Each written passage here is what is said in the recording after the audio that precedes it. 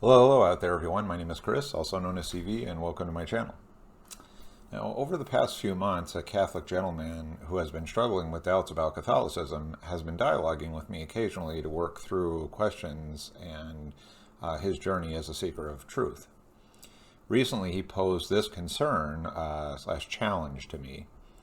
Quote, I understand that yes, we can rationally come to the conclusion that God exists under numerous popes and bishops over the years, but I come to wonder if emotionally we desire God to exist because of some subconscious metaphorical hole missing in our lives and only take the most likely approach to our research out of an emotional response rather than a rational response. And I guess my whole I guess my whole question really started when I kept looking into miracles and the statement that Richard Dawkins made in his book, The God Delusion, that the people of Fatima, for example, saw that what they wanted to see. I wonder for myself, am I only believing what I want to believe, or am I believing because there's no other way to explain? End quote. Drawing from my email response to my seeker friend, I decided to create this video, which I hope will clear up that doubt for him and for anyone else who may watch this video. Moreover, I always appreciate talking with strong seekers of truth, as in my experience, the conversations tend to be more holistic and productive. That's because seekers generally want to get to the core of their faith journey and confirm they are on the right path. Keeping that in mind, my answer to the question, does belief in God stem from an irrationally emotional need to believe, is split into three categories: evolution / biology, psychology, and Catholicism. Now stick with me here, because I think this may help. And if for some reason it does not help, you're certainly welcome to message me and we can discuss from there. Now let's dive into the answer. Starting with evolution and biology. Some people may already be aware of this, but just to establish a baseline of what we mean by being emotional, emotions are as old as creation itself. The amygdala, the part of the brain that helps produce emotional responses and recognize potentially dangerous situations, also known as fight or flight, the fight or flight mechanism, has evolved over time as species have evolved. The human brain has a highly developed amygdala among all species, as we humans are not only extraordinarily social creatures, but we also have had such a severe amount of physical and emotional stress placed on us throughout the ages that we have had to evolve both physically and socially as individuals and as a society to keep up with our ultra-complex social hierarchies in all domains of life. Now, without getting too much into the science weeds right now, the point is that our emotional well-being, which we now include as part of, quote, emotional intelligence, is a crucial staple to how we go about life and interact with each other. Take anger, for example. Yes, while we all have varying temperaments, some people have more control over their cool, some people are habitually hot-headed, some people fluctuate a lot, etc. It is still necessary to have anger as an available emotion. Some people become irrational because of it, while others use it to drive a point home or to vent a frustration in hopes of finding a solution. And the examples do not stop there. We could probably think of a dozen reasons why anger is justified in certain situations, yet those situations do not always lead to being irrational. If someone has a chronic issue with their temperament, then they are more prone to being irrational. However, the bottom line is there isn't an exact one-to-one relationship between emotional and irrational in every situation. Further, sometimes engaging certain emotions can dramatically mean choosing between life and death or between fight or flight. Therefore, we must always keep in mind, no pun intended, that our emotional responses can contribute to our survival in life.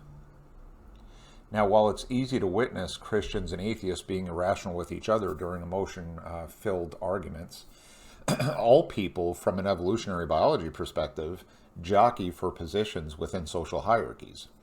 Some people are dog-eat-dog about it, others are more cooperative, and still others try to manipulate both sides of the conflicts to gain an advantage.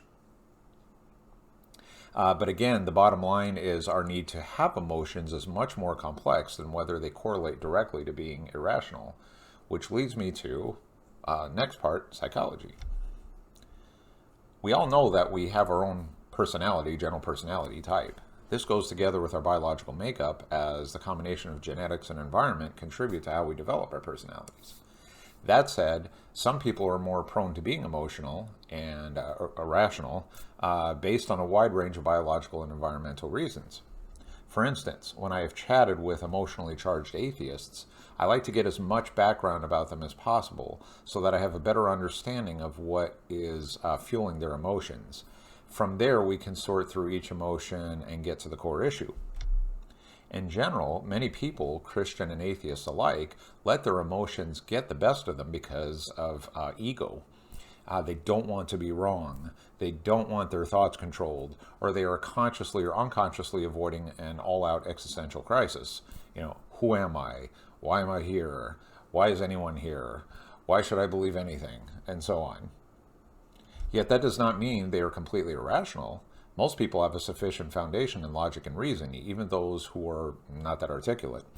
The question is whether they are willing to keep growing in their logic and reason so that they do not end up in a perpetual state of cognitive dissonance and or confirmation bias. Now, how does that factor with those people who need to believe in God because it fulfills an emotional need? Well, that doesn't necessarily mean they're being irrational. I mean, is it irrational for a man and a woman to fall in love with each other because they both feel an attraction to each other's nonverbal and verbal communication, including their need to feel emotionally connected? Note, I'm not talking about any extreme behaviors here, as that is a whole other conversation altogether. Here's an example. Have you ever had a male friend who said to you, "From the moment I saw her, I knew I had to get to know her and see if we had a connection"? Now, that doesn't sound so rational, right?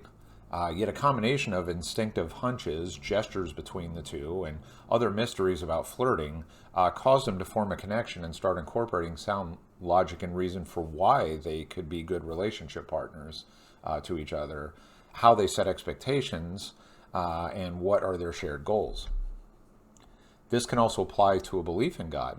Carl Jung, the famous depth psychologist in the 20th century, wrote extensively about what's called the collective unconscious, the idea that all human beings have a built-in need to connect with something transcendent and align their morals and values with it. There's no shortage of studies to support this claim, and even if we were to dismiss it as an emotional need to connect with a higher power so that we can ease our fears about death, it would still not dismiss that humans have this fundamental wiring, so to speak, which leads to consciousness itself. Human consciousness is still a vast world of uncharted territory. We simply do not know why or how we humans have such an extraordinary, hyper-developed consciousness that has such a deep need to address philosophical questions about life, existence, and transcendence. New atheists have argued that evolution can explain it, but that is just not sweepingly correct at the end of the day. There's no fantastically direct link between our evolutionary development and why we, over every other species on the planet, have such a gnawing need to be as advanced a species as we have become. This does not mean we just leap to conclude, therefore God. Yet it does mean our emotions are just a small part of why we need to connect to transcendence, specifically God.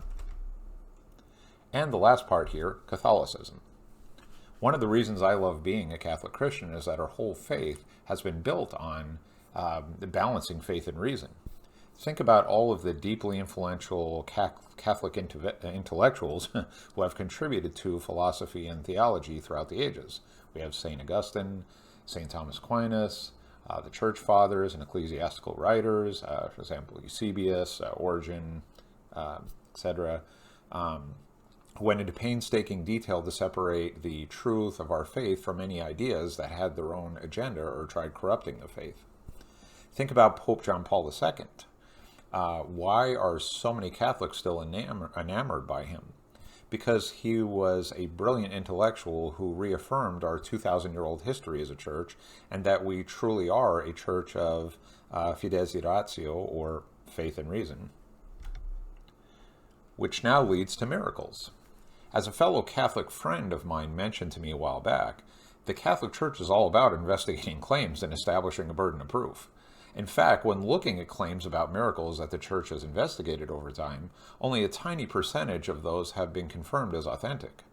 And that was after a whole lot of rigorous investigation.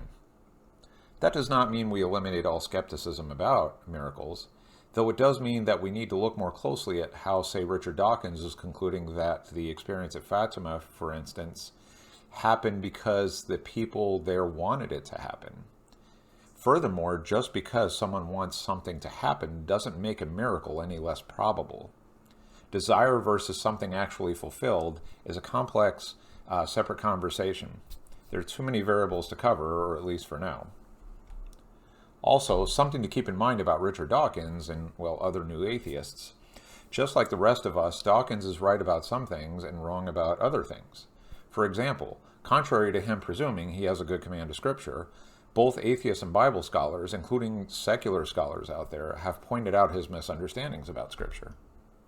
And when it comes to evolutionary biology, even though Dawkins is an expert in this field, he also has some questionable views on speciation and how science infers humans linked to primates. For instance, science relies much more on shared DNA between species in the fossil record when it comes to, say, primate evolution,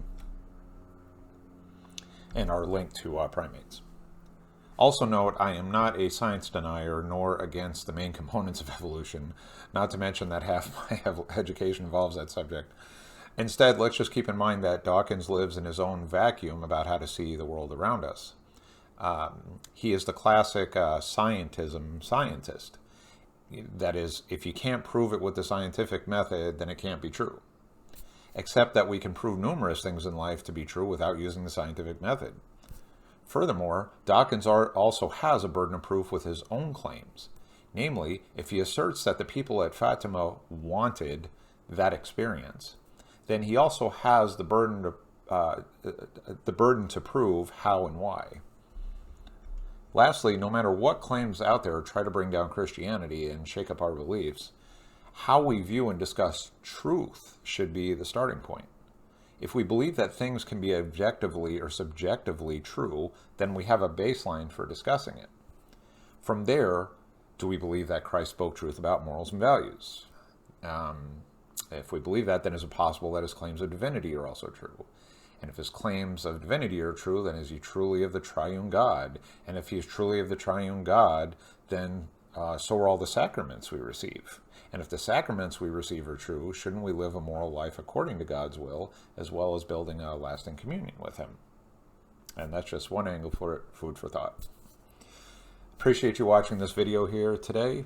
As mentioned earlier, if you need clarification on any of what I discussed here, feel free to leave comments here on the channel, or as always, you're welcome to email me at trcatholic@gmail.com. Again, trcatholic@gmail.com.